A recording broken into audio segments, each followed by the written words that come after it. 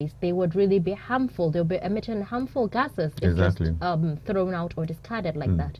How do you think we would go about recycling them or disposing them properly? That's a big question for the regulators of who are going to regulate this kind of thing at the end of the day, because I know Minister of Environment to involve. It's also built to the question whereby right now some people say electric vehicles, although it also have its own problem for environment, particularly the batteries and the rest of them. But hopefully, we hope that the battery will be maintained in a way that even if it is disposed, the regulators can know how to ensure that it is also turned into recycling product, because the world is going recycling. In a sense, every product that you see, every material you see can be recycled, you understand, including e-waste and the rest of them. So we just hope that the regulator will have a framework that will guide against disposing of those batteries, and also ensure that whatever emanation from them will not cause harm to Nigerian environment and to the air that we both of me and you breathe. So that's how we just want to, because we just have to point it out. The regulator must be up and doing in this regard. Okay. So now let's move on to the policies and regulations by the government. Do you think we have enough policies in place to actually have electric vehicles functional in Nigeria? For me, we can never have any policy enough. No policy is enough to guide against any society. As issues are arising from that action of we need people, new policies. We need to review whatever is happening. So we can have a framework right now. We can best be assured that in the next 2-3 years we will need to review, because a lot of challenges will be coming. Just like we have just mentioned about batteries being disposed now. So how are we going to manage those batteries? How are we going to manage some part of those vehicles? And guess what? Some of those components of EVs are quite different from the component of the current vehicle that we are driving right now. Because a lot of them will have electric circuits in around the build up to that vehicle. So it's going to cause for a lot of review in terms of the laws, the regulation that is going to guide in their usage. But we will not rule out that as time goes on, we'll be reviewing such laws so that we can help us have a better way of managing our society. But we must tell ourselves too, there can never be a perfect policy framework. We will always have the opportunity to review them as time goes on. Sure. Now let's talk about the technicians. Let's imagine we have the EVs are no longer luxurious cars. They're just accessible to every common man in the street. How do you think we should go about getting enough technicians? Because for the fact that we have enough mechanics working with all types of cars in Nigeria that are actually present and moving in Nigeria, we also need to have enough of electric vehicle technicians. You are very correct. I see most of them will transit from just ordinary mechanic for all the normal fossil fuel cars to electric vehicle cars, and it will be very easy for most of them, because already we have electricians that are also part and parcel of the mechanic family. We have people who are electricians who work on on cars because of those electric components of vehicles. Connections. You get it. So they are still there, but majority of them will need to transit from the level where they are today into understanding the mechanism around electric vehicles, or EVs for short. But it will be easy. But I don't want it to become something that government will now be shouting here and there, we are training people. No, it's not meant for government to do the training alone. Most of them are already into it currently. You get it? Most of them, although they may not be into it big time, but they already understand what electric vehicle is all about. It's just for government to put its activities together, put a framework in place. And most of the electric vehicle cars manufacturing company will definitely also introduce ways whereby the people can be trained. People from normal mechanic workshop or mechanic understanding can transit to electric understanding of electric vehicle. And don't also forget that most of these companies that will be producing electric vehicle are the ones producing the normal vehicle that we have. So they also create opportunity for people to learn and relearn about their new innovation technology in EVs. Last year, around June, the Vice President launched an electric vehicle that was assembled in the country. How far do you think that particular electric vehicle has gone? It was launched by National Automotive Design and Development Council. I think that was during the Buhari era. I think it was launched by President. That was in June. Was it June this year? No, that was June last year. June last year, and one that was launched during the Buhari regime by Vice President Yemi Osinbajo during the National Science Technology Expo in Abuja. Yes, there was yes, electric there vehicle was that was launched. That's it. So what really happened was that, you know, when government launch a particular product, the government is supposed to be the first pioneering customer of that product. Sure. But you lead by example.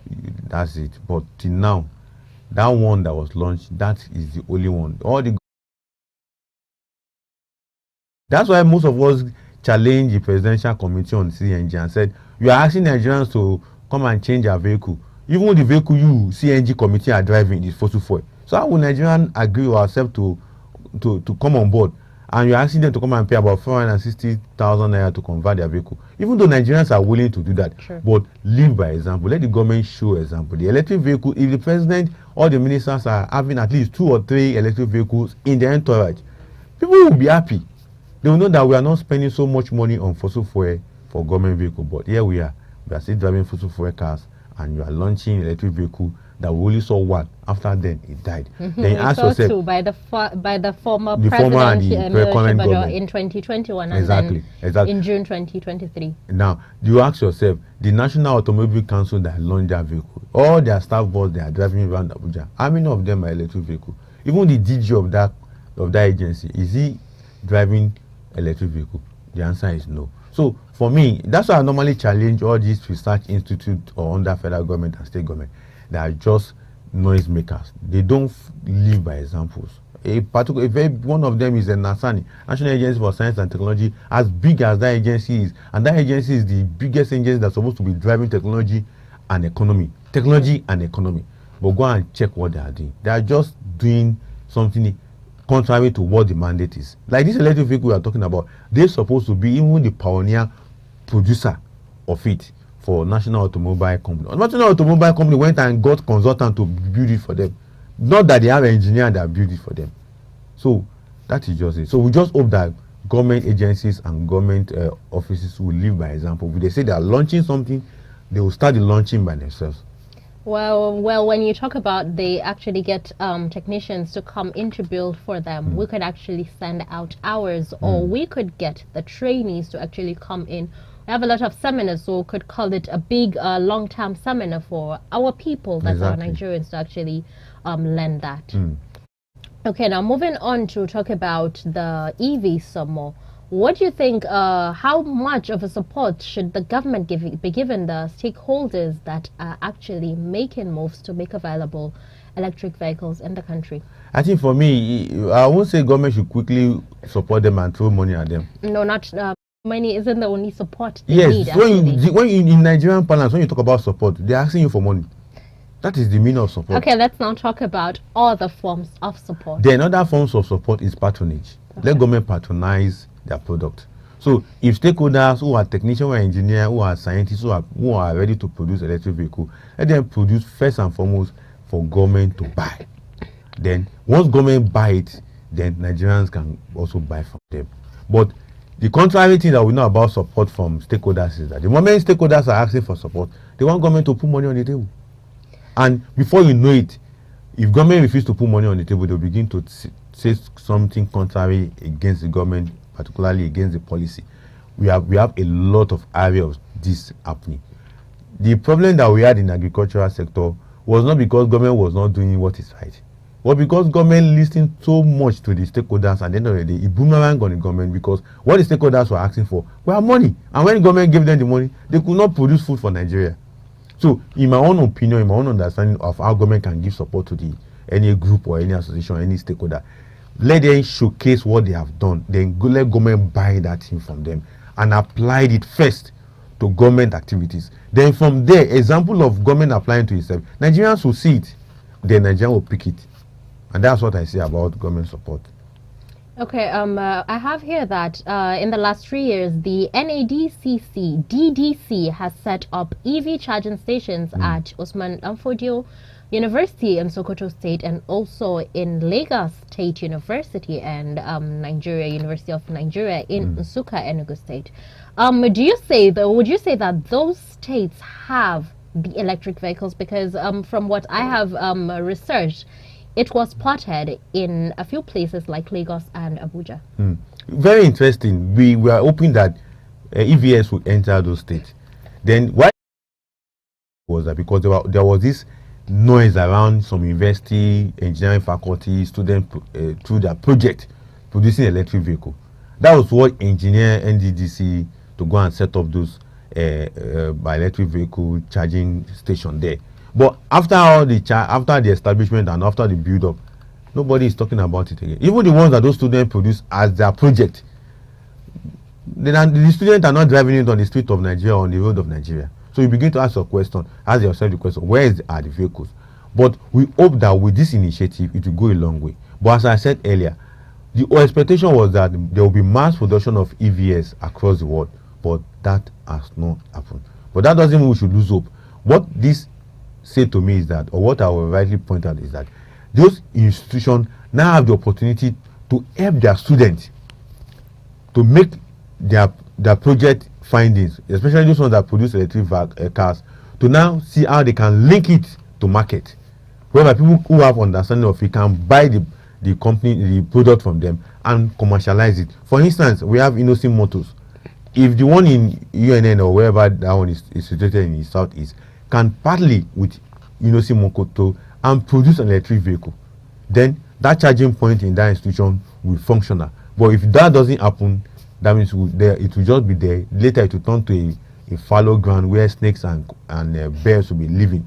Then before you know, one day somebody will come, they will say Babambola have removed the roof of the building, the gas plant has been stolen. They'll begin to give excuses here and there, because that's how we spoil government policy, and we end up wasting resources across the country. So I don't expect those projects to be left fallow in that way. Before we get to the situation where the roof has been stolen by one or the other, let's think about the possibility of the government actually going to the producers. China produces a lot of electric vehicles. Exactly. How about a government goes to China to produce? You said it's a luxury car.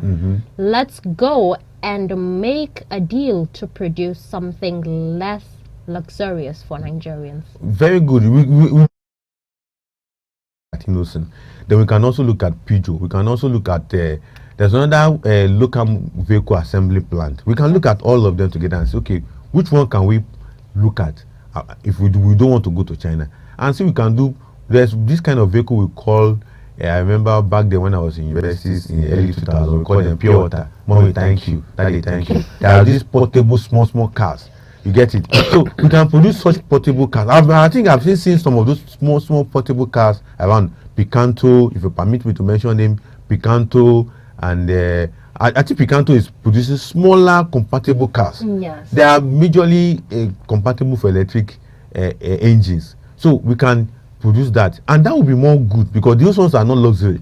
It can be cheaper, maybe 4 million, 2 million, 3 million. Nigerians can have it and buy, and it will go around, and Nigerians will now transit from fossil fuel, from CNG to electric vehicle. Government can do that, but the problem with our government is that, or government across the world, is that they think more of what will help them to save costs when it comes to going abroad to go and get some things like that. So maybe Nigerian government may be thinking, let's look at home first before we go abroad. And that's why I'm suggesting they can look around for all those assembly plants across the country and see how they can partner with them. Even Dangote also producing cars. He's producing it's assembling Sino truck.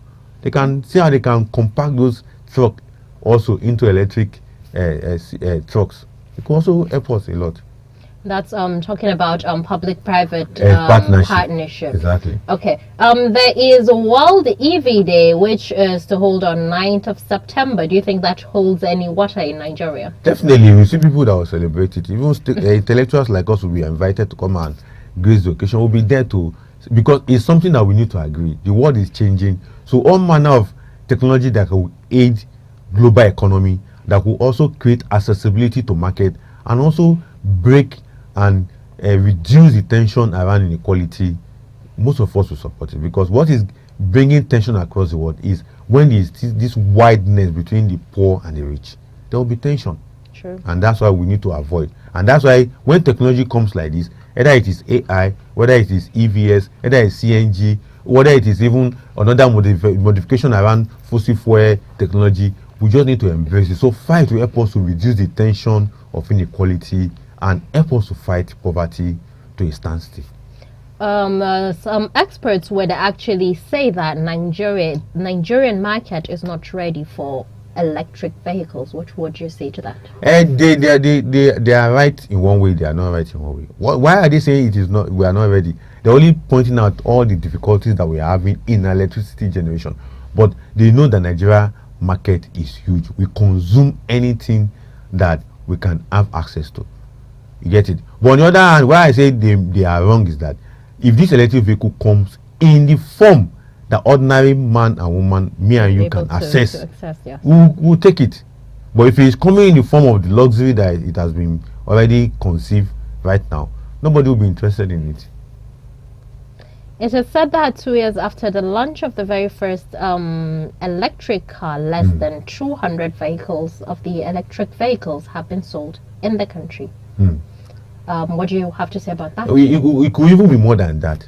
You get it. But the only thing is that the narrative around going to CNG is what really bring a stop to the issues around EVs vehicles in the country. Because the moment the government came with more subsidies and begin to make the announcement around CNG, everybody's attention just drew to it. It could have been more than the 200 cars that have been sold. It could have been gotten to 1,000 plus and the rest of them. But the focus right now is CNG. And many Nigerians are thinking about CNG. And some people have even converted the vehicle to CNG. But we're just hoping that if the gas is available, CNG will be the order of the day. But at the other side, if EVs too also have a mass production that will cater for the lower cadre in our society, definitely people will embrace EVs cars also. Okay. Well, what do you think would be the what would be the effect of us having enough electric vehicles? What would be the effect on the economy? Definitely, it will also have a robust economic development, because we are going to be having a lot of charging stations across the country. Employment will be generated. Activities around that aspect also will be generated. Technicians will grow in number. People will be trained. People will be engaging in such activities, and also taxes will be paid. Okay. I think these are the immediate things that could easily come. Well, these are immediate things, but on the long term, the technology will also be homely developed, inclined to our environment, and Nigerians can also adapt to it, and the government can also benefit from it.